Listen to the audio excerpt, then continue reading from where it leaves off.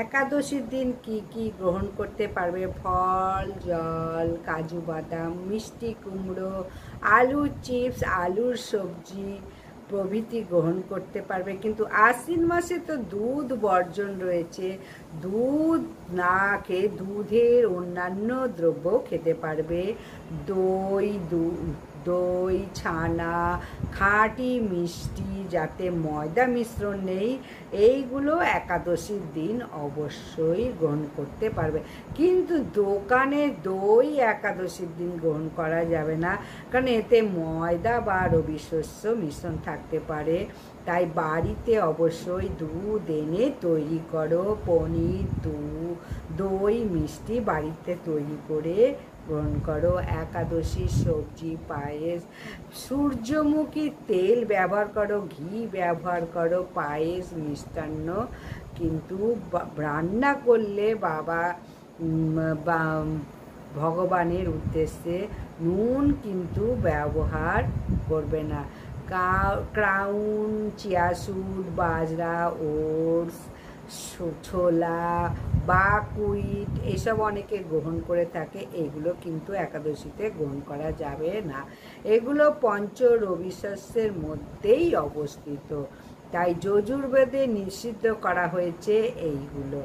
তাই অনেকে বলবে ওরা তো খাচ্ছে ডালিয়া, ওরা খাচ্ছে মানে চিয়া সিড, ওরা খাচ্ছে শ্যামা চাল, কিন্তু অমুকের কথা শুনে কখনো ভুল করো না।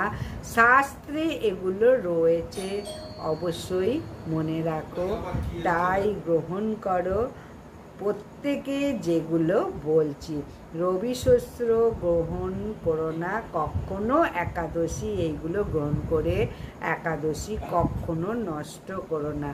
ফল, জল পর্যাপ্ত গ্রহণ করো। কাজু বাদাম, কাঠবাদাম সমস্ত কিছু গ্রহণ করো।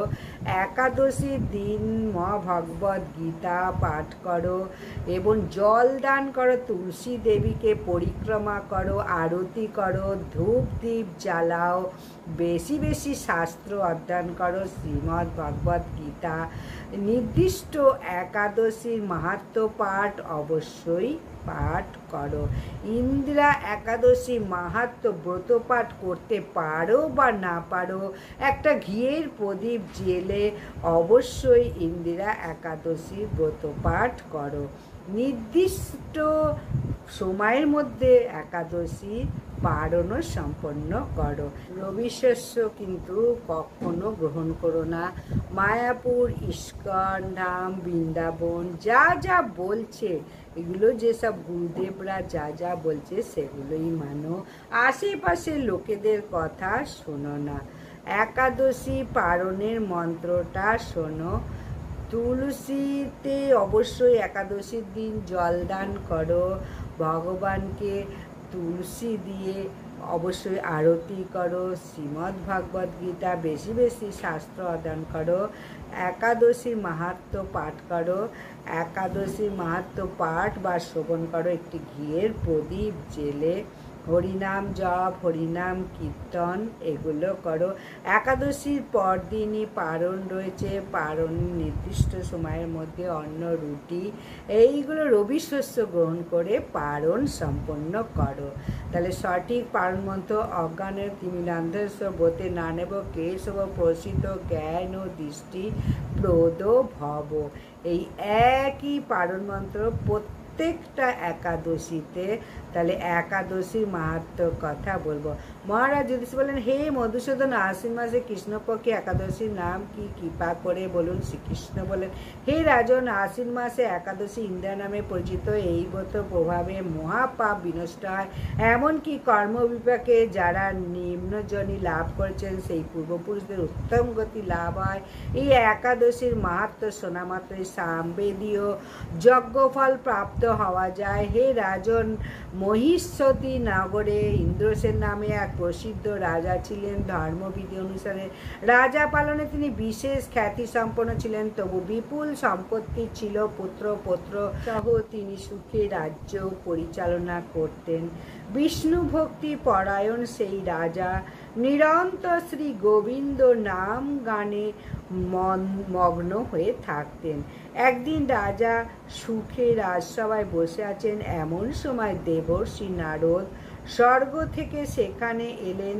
তাকে দর্শন করে রাজা হাত জোড় করে উঠে দাঁড়ালেন, দণ্ডবত প্রণাম করে মুনিকে আসন এবং পাদ অর্ঘ্য আদি ষোড়শোপচারে পূজা নিবেদন করলেন। তারপর বললেন, হে মুনিবর, আপনার দর্শন মাত্র আমার যাবতীয় যজ্ঞ ফল লাভ হয়েছে। এখন আপনার আগমনের কারণ জানিয়ে আমাকে কৃতার্থ করুন। দেবর্ষি নারদ বললেন, হে রাজন, হে মহারাজ। ও দেবর্ষি নারদ বলেন, হে মহারাজ, অতি বিস্ময়কর এক কথা শ্রবণ করুন। আমি এক সময় যমলোকে গিয়েছিলাম। সেখানে যমরাজের সভায় বহু পুণ্যকারী আপনার পিতাকে দেখলাম। ব্রতভঙ্গ পাশে তাকে সেখানে যেতে হয়েছে। হে রাজন, আপনার পিতা যে সংবাদ প্রেরণ করেছেন আমি এখন তা আপনাকে বলছি। তিনি বললেন, হে ঋষিবর, মাহিষ্মতি ইন্দ্রসেন রাজা আমার পুত্র, তাকে বলবেন যে আমি বহু পুণ্য অনুষ্ঠান করলেও কোনো কারণবশত যমালয়ে আসতে বাধ্য হয়েছি। কৃপা করি তাকে সর্বপাপ ইন্দ্রা একাদশী ব্রত পালন করতে বলবেন। সেই ব্রত প্রভাবে আমি নিষ্পাপ হয়ে স্বর্গলোকে যেতে সমর্থ হব। এই কথা জানবার শোনা মাত্রই আমার আগমন।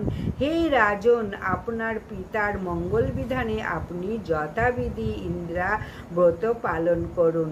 রাজা জিজ্ঞাসা করলেন, হে দেবর্ষি ইন্দ্র, হে দেবর্ষি, সেই ইন্দ্রা ব্রতের বিধি কি? কেন তিনি বা কোন পক্ষে এই একাদশী ব্রত করা কর্তব্য, তা কৃপা করে আমাকে বলুন। দেবর্ষি বললেন,